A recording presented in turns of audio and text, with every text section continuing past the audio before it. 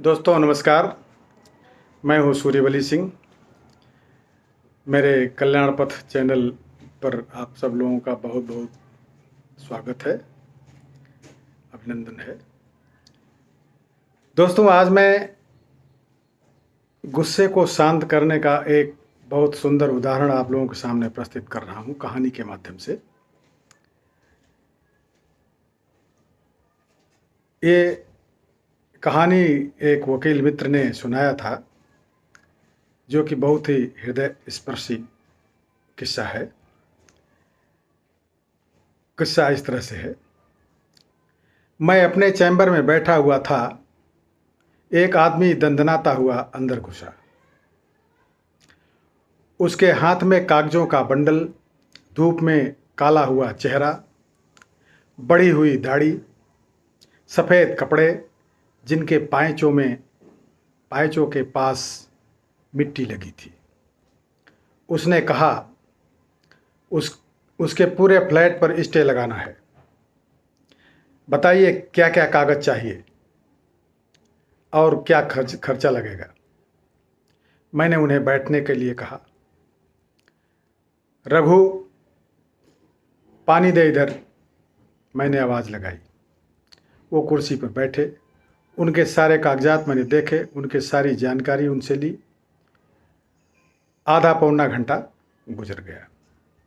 मैं इन कागज़ों को देख लेता हूँ, फिर आपके केस पर विचार करता हूँ। आप ऐसा कीजिए, अगले शनिवार को फिर मिलिए मुझसे। 4 दिन बाद वो फिर आए। वैसे ही कपड़े, बहुत डेस्परेट लग रहे थे। अपने छोटे भाई पर गुस्सा थे बहुत। मैंने उन्हें बैठने को कहा। वो बैठे। ऑफिस में अजीब सी खामोशी गूंज रही थी। मैंने बात की शुरुआत की। बाबा, मैंने आपके सारे पेपर्स देख लिए और आपके परिवार के बारे में और आपकी निजी ज़िंदगी के बारे में भी मैंने बहुत जानकारी हासिल कर ली है। मेरी जानकारी के अनुसार आप 2 भाई हैं, एक बहन है। आपके माँ बाप बचपन में ही गुजर गए। बाबा, आप 9वीं पास हैं और आपका छोटा भाई इंजीनियर है। आपने छोटे भाई की पढ़ाई के लिए स्कूल छोड़ा, लोगों के खेतों में दिहाड़ी पर काम किया। कभी अंग भर कपड़ा और पेट भर खाना आपको नहीं मिला। फिर भी भाई के पढ़ाई के लिए पैसों की कमी आपने नहीं होने दी। एक बार खेलते खेलते भाई पर किसी बैल ने सींग घुसा दिया, तब भाई लहूलुहान हो गया था। फिर आपने उसे कंधे पर उठाकर 5 किलोमीटर पैदल चलकर अस्पताल ले गए। सही देखा जाए तो आपकी उम्र भी नहीं थी ये समझने की, पर भाई में जान बसी थी आपकी। माँ बाप के बाद मैं ही इनका माँ बाप, ये भावना थी आपके मन में। फिर आपका भाई इंजीनियरिंग में अच्छे कॉलेज में एडमिशन ले पाया और आपका दिल खुशी से भरा हुआ था। फिर आपने जी तोड़ मेहनत की। 80,000 की सालाना फीस भरने के लिए आपने रात दिन एक कर दिया। यानी बीवी के गहने गिरवी रख के कभी साहूकार से पैसा लेकर आपने उसकी हर ज़रूरत पूरी की। फिर अचानक उसे किडनी की तकलीफ शुरू हो गई। डॉक्टर ने किडनी निकालने को कहा और आपने अगले मिनट में अपनी किडनी उसे दे दी, यह कहकर कि कल तुझे अफसर बनना है, नौकरी करनी है। कहाँ कहाँ बीमार घूमेगा, बीमार शरीर लेकर के कहाँ कहाँ घूमेगा। मुझे गांव में ही रहना है, यह कहकर आपने अपनी किडनी उसे दे दी। फिर भाई मास्टर्स के लिए हॉस्टल में रहने लगा। लड्डू बने, देने जाओ आप। खेत में मकई खाने को तैयार हुई, भाई को देने जाओ। कोई तीज त्यौहार हो, भाई के लिए कपड़े बनाओ। घर से हॉस्टल 25 किलोमीटर दूर, तुम उसे डिब्बा देने साइकिल पर जाते थे। हाथ का निवाला पहले भाई को खिलाया तुमने, फिर वो मास्टर्स पास हुआ, तुमने गांव को खाना खिलाया, फिर उसने उसी कॉलेज की लड़की जो दिखने में एकदम सुंदर थी, उससे शादी कर ली। तुम सिर्फ समय पर ही उस शादी में वहाँ गए थे। भाई को नौकरी लगी, 3 साल पहले उसकी शादी हुई। अब तुम्हारा बोझ हल्का होने लगा था, पर किसी की नज़र लग गई आपके इस प्यार में। शादी के बाद भाई ने आना बंद कर दिया। पूछा तो कहता है मैंने बीवी को वचन दिया है, घर पैसा नहीं देता। पूछा तो कहता है कर्जा सिर पे है। पिछले साल शहर में फ्लैट खरीदा था, पैसे कहाँ से आए। पूछा तो कहता है कर्ज लिया है। मैंने मना किया तो कहता है भाई तुझे कुछ नहीं मालूम, तू निरा गंवार ही रह गया। अब तुम्हारा भाई चाहता है गांव की आधी खेती बेचकर उसे पैसा दे दे। इतना कह के मैं रुका। रघु की लाई हुई चाय की प्याली मैंने मुंह से लगाई।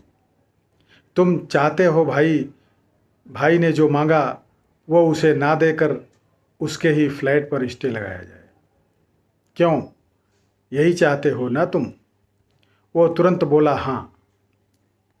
मैंने कहा हम स्टे ले सकते हैं, भाई के प्रॉपर्टी में हिस्सा भी मांग सकते हैं, पर तुमने उसके लिए जो खून पसीना एक किया है वो नहीं मिलेगा।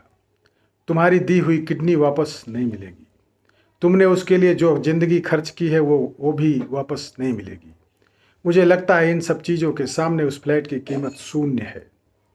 तुम्हारे भाई की नीयत फिर गई, वो अपने रास्ते चला गया। अब तुम भी उसी कृतघ्न सड़क पर मत जाओ। वो भिखारी निकला, तुम दिलदार थे, दिलदार ही रहो। तुम्हारा हाथ ऊपर था, ऊपर ही रखो। कोर्ट कचहरी करने के बजाय बच्चों को पढ़ाओ लिखाओ। पढ़ाई करके तुम्हारा भाई बिगड़ गया, लेकिन इसका मतलब यह नहीं कि तुम्हारे बच्चे भी ऐसा करेंगे। वो मेरे मुंह को ताकने लगा, उठ के खड़ा हुआ, सब कागजात उठाए और आंखें पोंछते हुए बोला, चलता हूँ वकील साहब। उसकी रुलाई फूट रही थी और वो मुझे दिख ना जाए ऐसी कोशिश कर रहा था। इस बात को अरसा गुजर गया। कल वो अचानक मेरे ऑफिस में आया। कलमों में सफ़ेदी झांक रही थी उसके। साथ ही एक नौजवान था और हाथ में थैली। मैंने कहा बाबा बैठो। उसने कहा बैठने नहीं आया वकील साहब, मिठाई खिलाने आया हूँ। ये मेरा बेटा बैंक मैनेजर है, बेंगलोर में रहता है, कल आया गांव। अब 3 मंजिला मकान बना लिया है वहाँ। थोड़ी थोड़ी करके 10-12 एकड़ खेती की ज़मीन भी खरीद ली है। अब मैं उसके चेहरे के से टपकते हुए खुशी को महसूस कर रहा था। वकील साहब, आपने मुझे कहा था कोर्ट कचहरी के चक्कर में मत पड़ो। आपने बहुत नेक सलाह दी और मुझे उलझन से बचा लिया, जबकि गांव में सब लोग मुझे भाई के खिलाफ उकसा रहे थे। मैंने उनकी नहीं आपकी सुन ली और मैंने अपने बच्चों को लाइन में लगाया और भाई के पीछे अपनी ज़िंदगी बर्बाद नहीं होने दी। कल भाई और उनकी पत्नी भी घर आए थे, पांव छूकर माफ़ी मांगने लगे। मैंने अपने भाई को गले से लगा लिया और मेरी धर्मपत्नी ने उसकी धर्मपत्नी को गले से लगा लिया। हमारे पूरे परिवार ने बहुत दिनों बाद एक साथ भोजन किया। बस फिर क्या था, आनंद की लहर घर में दौड़ने लगी। मेरे हाथ का पेड़ा हाथ में ही रह गया। मेरे आंसू टपक ही गए। आखिर गुस्से को योग्य दिशा में मोड़ा जाए तो पछताने की ज़रूरत कभी नहीं पड़ेगी। बहुत ही अच्छा है इस बात को समझना और अमल में लाना चाहिए। दोस्तों, यह एक सच्ची घटना है, शिक्षाप्रद है और बेमिसाल भी है। अगर अच्छी लगी हो तो कृपया इसे लाइक करें और कमेंट्स में अपना विचार अवश्य प्रकट करें। बहुत बहुत धन्यवाद दोस्तों।